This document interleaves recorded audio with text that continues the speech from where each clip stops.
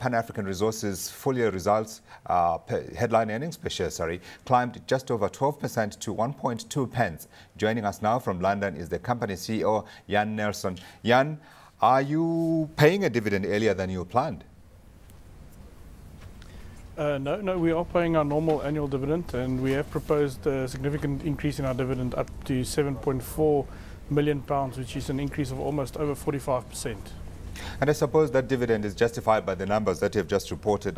Gross revenue for gold sales increasing by 16% to 79.2 million, and those operating profit margins are pretty much steady, and in fact, in some areas being increased.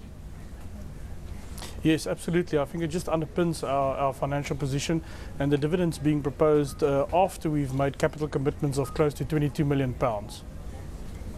Now let's talk about where you're putting that money. We saw that there was a big increase in terms of the money that you put into the ground. If I can just get to that number, I remember I saw it earlier.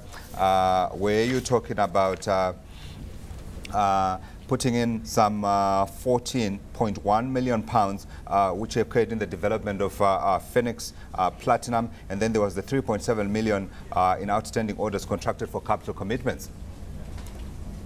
Yes, that's correct. Yeah, we are commissioning the platinum plant at the end of this month, and it should be in full production by the end of the calendar year, at the end of December.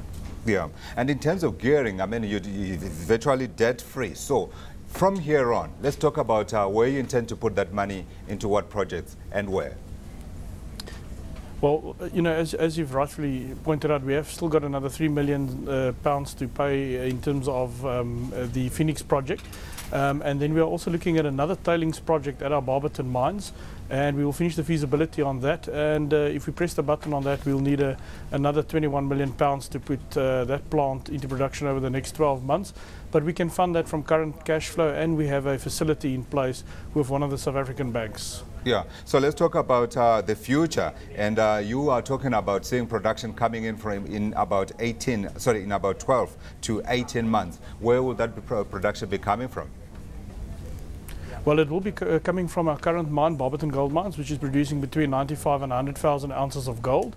It will come from Phoenix Platinum, which goes into production at the end of this calendar year. And then we will have additional production coming online when we complete the Bramber Tailings Dam project. And in total, what that will do is double the profitability of the group within the next 12 to 18 months.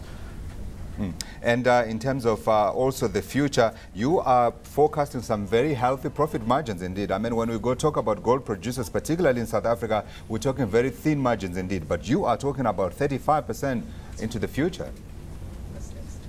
Yes, I think, and there's two reasons for that. You know, we have got wonderful ore bodies.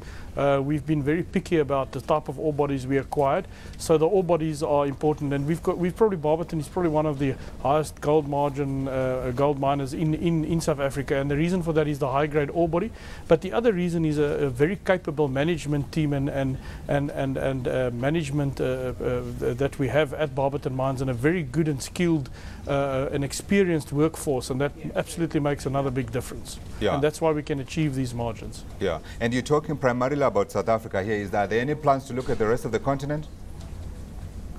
No, we're primarily focusing on South Africa at the moment. We do have a project in Mozambique, but we are going to list that as a separate entity with its own management team. Yeah, and you're also talking about opportunities within the gold as well as the platinum sectors. Talk to us about those opportunities. Well, I can't say too much, you know, we don't want to give too much away to our competitors, but we are looking at both hard rock gold and platinum opportunities in South Africa. I think a word of caution is with commodity prices being extremely high. You know, there are some, people do have unrealistic expectations in terms of what they want to sell their projects for, and we certainly won't overpay for any projects, but we are pursuing a number of opportunities. If they don't come off, I think we've got good enough growth coming from our organic pipeline of projects that we are busy developing. Yeah. How big is that kitty that you're holding that you're potentially looking at spending? Well, you mean in terms of acquisitions? Yes, in terms of the size of money that you have for acquisitions, potential acquisitions. Well, certainly Yes, certainly the potential type of acquisitions we would look at would, we'd require anywhere between a billion and 2 billion rand or 100 million US dollars, and certainly for that we would have to come to the market. We don't have those cash resources within the group, so certainly for that we'll have to come to the market. But I think if we do come to the market, then it must be an extremely value accretive transaction. Yeah, but I suppose in terms of your cost margins and your cost structures, I mean, you are looking to maintain those cost structures around $450 an ounce. I guess with the gold price of around $1,800 an ounce, I mean, you have a large room to play with here in terms of acquisitions that you target. Yeah. Absolutely, and I think, obviously at Barberton we're running at about $800 an ounce, but certainly the reason why the platinum and the gold projects we're busy developing are so low cost is because there's no underground mining. It's virtually 2 processing centers, so it's just treating material that's already lying on surface, and that is why the cost base is so low, and they're also not labor intensive. So a little bit different from underground mining, but certainly extremely good margins. Absolutely, bullishness at a time when we're seeing red behind you. Yana, I just wanted to mention the fact that the red behind you is not your share price, is it?